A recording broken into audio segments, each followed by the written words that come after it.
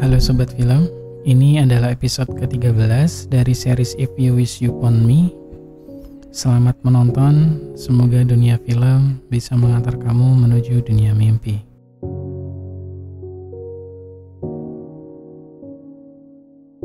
Malam itu di salah satu atap rumah sakit, Pak Kang berdiri sambil meregangkan tubuhnya. Kemudian Kyung datang membawa rokok. Melihat itu, Pak Kang membuang rokoknya sehingga Kyung marah dan meninggalkan Pak Kang sendirian. Keesokan harinya di rumah perawatan, Yun tergesa-gesa memakai jaket. Ia pergi ke panti asuhan tempat ia dulu menggunakan bus untuk mencari tahu apakah ayahnya atau keluarganya pernah mencarinya. Setelah sampai di panti asuhan, Yun bertemu direktur panti. Direktur itu mengatakan jika Yun adalah salah satu anak yang tidak pernah dijenguk oleh siapapun. Pernyataan itu membuat Yun sedih hingga perjalanan pulang, ia teringat ayahnya yang selalu memperlakukannya dengan kasar. Sedangkan di rumah perawatan, Pak Kang memberi permen pada Kyung sebagai ganti rokok yang sudah ia buang. Tapi Kyung tidak menerima permen itu. Di salah satu tempat, Yun memantau kedai ayam yang mengaku sebagai bibi anak-anak yang menjaga neneknya di rumah perawatan. Yun memastikan apakah mereka orang yang baik atau tidak.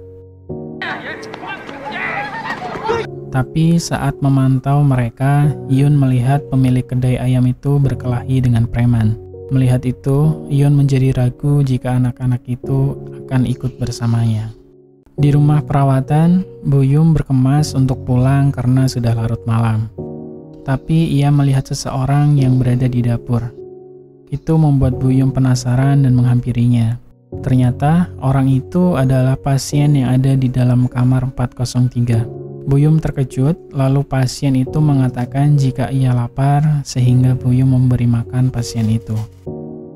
Malam itu Yun berada di kamar 403. Ia menangis mengetahui bahwa pasien kamar itu adalah ayahnya yang selalu memukulnya waktu ia kecil.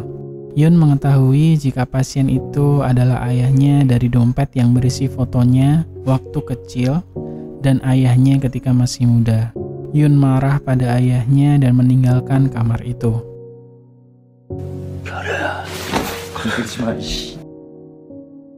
Setelah Yun keluar dari kamar 403, ayahnya membuka surat wasiat milik Yun. Ternyata yang mencuri uang di bagasi mobil adalah ayahnya sendiri, bahkan ia memiliki rencana buruk untuk Yun dan para sukarelawan lainnya. Ketika Dr. Yang dan Seo makan, mereka diberitahu jika ada seorang pasien kritis, sehingga mereka lari menuju ruangan pasien tersebut. Setelah dicek oleh Dr. Yang, pasien itu meninggal dunia. Saat itu, dua cucunya menangis, mereka tidak tahu harus ikut siapa.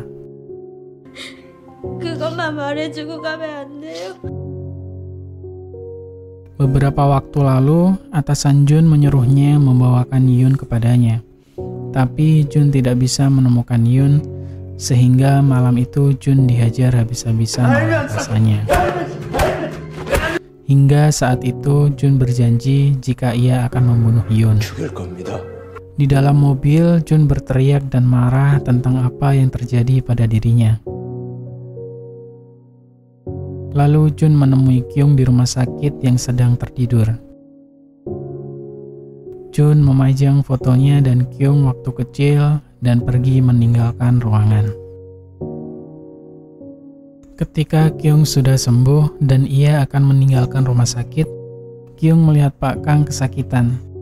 Melihat itu, Kyung panik lalu memanggil dokter untuk menangani Pak Kang. Setelah selesai acara pemakaman pasien yang meninggal kemarin, kini saatnya dua anak itu ikut bibi dan pamannya. Itu membuat Yun panik hingga ia membeli ponsel supaya bisa menghubungi mereka. Sedangkan di rumah sakit, Pak Kang diberitahu buku tentang masa lalu Kyung oleh salah satu temannya. Setelah beberapa saat, Seo tidak mengecek keadaan pasien kamar 403. Malam itu, Seo hendak mengecek kamarnya dan ia terkejut karena pasien tidak ada di dalam kamar itu. Di salah satu ruangan rumah perawatan, Yun bertemu ayahnya, lalu Seo melihat jika pasien kamar 403 memanggil Yun dengan sebutan putraku. 역시 내 아들 맞네. Itu membuat Seo tidak percaya, lalu ia menanyakan langsung kepada Yun. 저 사람이 그 방에 있는 줄 알았으면. Malam itu di sebuah gedung milik bos Jun yang berisi para perempuan penghibur, Jun menyuruh seluruh perempuan itu pergi, lalu ia membakar tempat itu.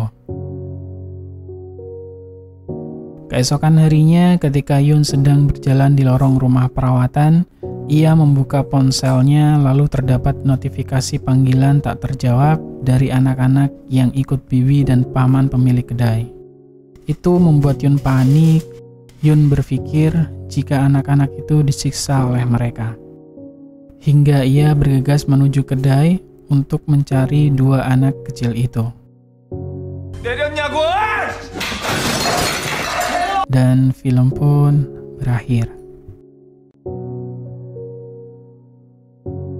Sampai jumpa di episode ke-14. Selamat malam, selamat istirahat, selamat tidur, semoga mimpi indah.